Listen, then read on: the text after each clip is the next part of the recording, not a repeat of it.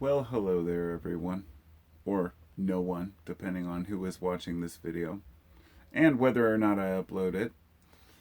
I hope everybody's doing well out there, or nobody's doing well out there, depending on who's watching this.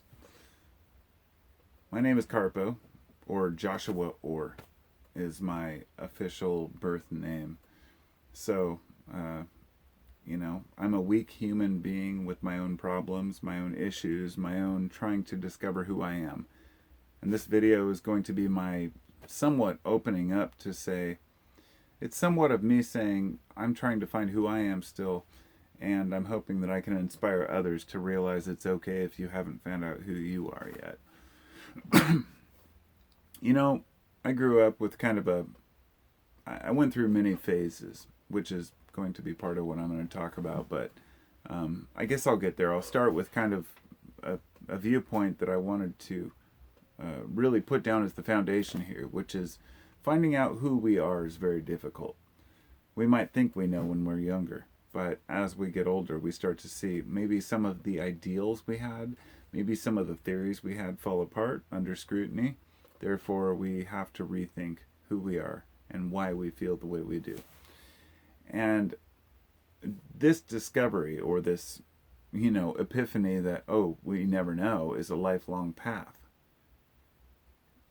If you don't recognize that it takes a lifetime to get there and that you never achieve it, then you will always fall into some groupthink or a kind of a pitfall or an echo chamber of folks who agree with you because they've just given up on the search.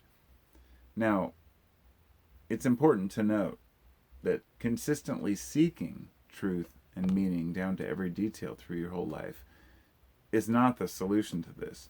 In other words, there are people who are confident and content with what they believe about themselves and about the world.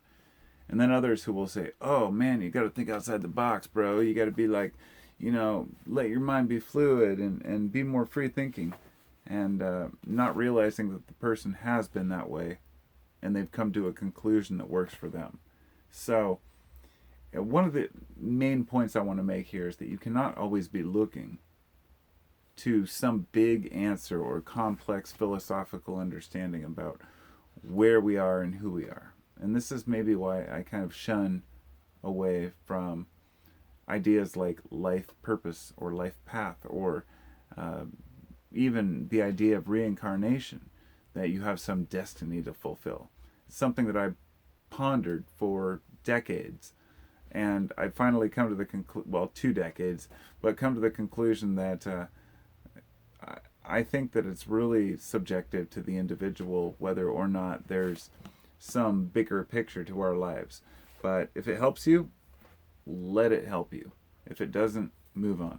And that's the way with everything, because when you think too deeply about things for your whole life, it really doesn't have any major benefit that I have found so far.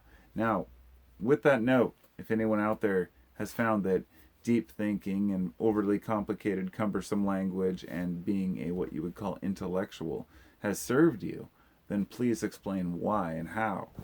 But the greatest wisdom lies in knowing you know nothing, and also the more you know, the dumber you feel, and the harder it is to compromise with the world around yourself.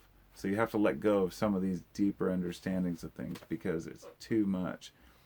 I remember one time when I was younger, I was about 18, 20, and I watched a documentary, or actually I read a book. It was talking about how matter was 99% empty space and it was all just forces. And I remember after reading that book, walking down the sidewalk and thinking, this is all empty space. I'm actually walking on energy, and the only thing that makes matter is the bonds between these atoms and molecules. And it blew my mind to the point where I said, this is pointless. It goes nowhere. It's like getting into deep conspiracies or overly cumbersome and complicated philosophies. You might meet a few people who go, yeah, man, I know what you're talking about, but in reality, it goes nowhere. So, as we get older, as we grow older, we try on ideas. We try on images. We try on theories about what life means. to us and to others, and we look at other people. We say, "Oh, what do they believe?" Is their idea more important than mine? Maybe they know what they're talking about. I mean, anytime somebody says, "Hey, what I say is true," whether it be religion, politics, or otherwise, and they say, "You should believe this because otherwise you're an idiot," just realize there are Scientologists who say the same thing to other people. That, yes, Xenu came to this planet and dropped souls into volcanoes, which is a true belief of these people. And, this is like, of course, the higher up knowledge.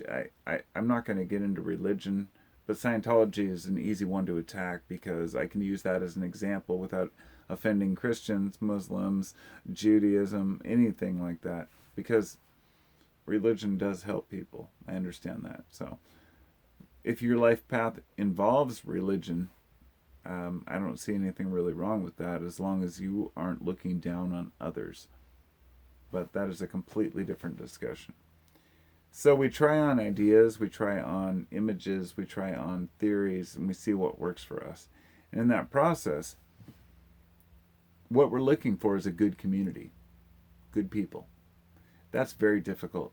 Now, if you find good people, I think the perfect example for this popped into my mind right now because I didn't prepare for this really. The Flat Earth Society or Flat Earth conventions, where you see people who are really good people, good-hearted people.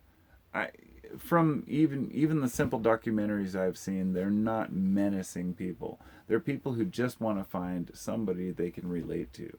And if you have to relate on the shape of the earth, so be it. But the problem is when there's division. It's kind of like politics. If people want to fall into their camp, fine. Hey, whatever works for you. But if you really point the finger and think everybody else is wearing horns and we're all the demons, it can get nasty. So one of the most valuable things I've personally learned about gaining knowledge is that it takes time to process these newfound ideas. That cannot be overstated. I mean, I could repeat that 10 times. It takes time to process the things that we learn. And it might take a month, it might take a year, it might take 10 years, but we have to really think about what we've been told, all the different components. If somebody makes a claim, we say, well, how valuable is that claim? How is it going to benefit me?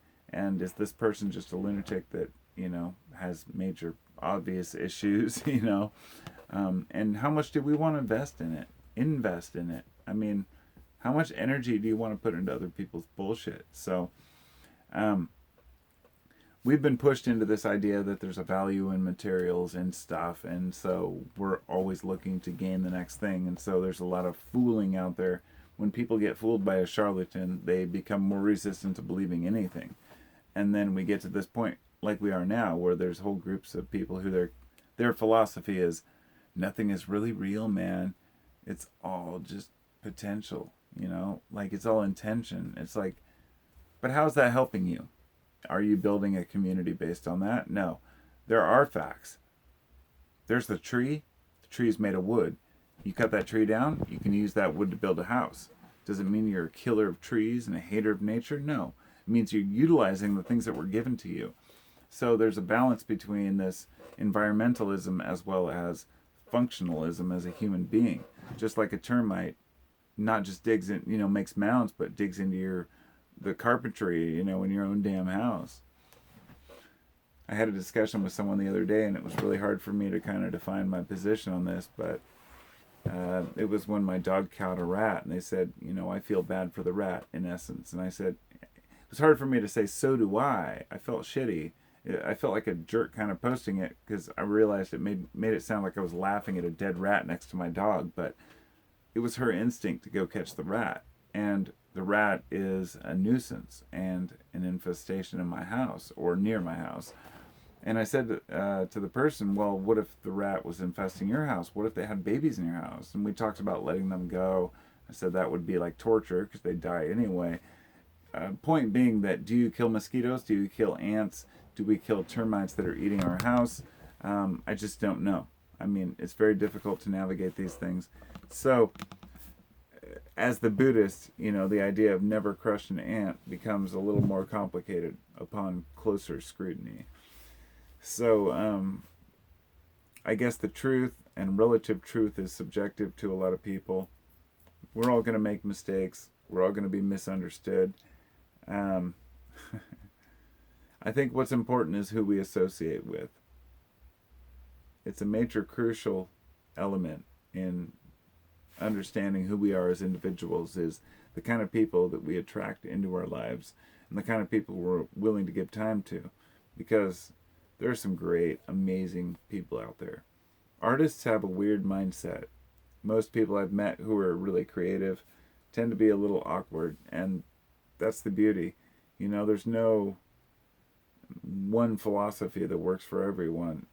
In order to be an artist, you have to be a little crazy. I feel that way about myself, but by saying that, I feel like an arrogant bastard saying I'm an artist. But I am an artist. I create all kinds of shit. I have all kinds of art projects I work on. I love building things, creating things, and being a human because my time here is limited. And so it's weird that one of my art forms is sharing on YouTube, something that 20 years ago didn't exist. So it's a new art form. And to call it art or a craft is, I don't know. For some people, a YouTube video is only art or craft if you add a bunch of background pictures to it that remind people of what they consider art. But I don't know. I could go on about this. It's an interesting. It's been a really weird day, and it's really hard not to talk about the biggest news of the day. But I won't go there. The last thing I wanted to say was I was talking about the best cannabis, the best opiates, the best drugs in general. It's all based on opinion, just like the best art, the best strain of cannabis, or the best type of liquor, for example, are both based on the personal, subjective experience of the individual, just like anything else. And the beauty is diversity and a difference of interest in what's important to us. So, is truth subjective? Only where it matters. Only where it matters. And so I hope you all are doing well. Talk to you soon. What else could I possibly say here? Nothing. Talk to you later. Peace.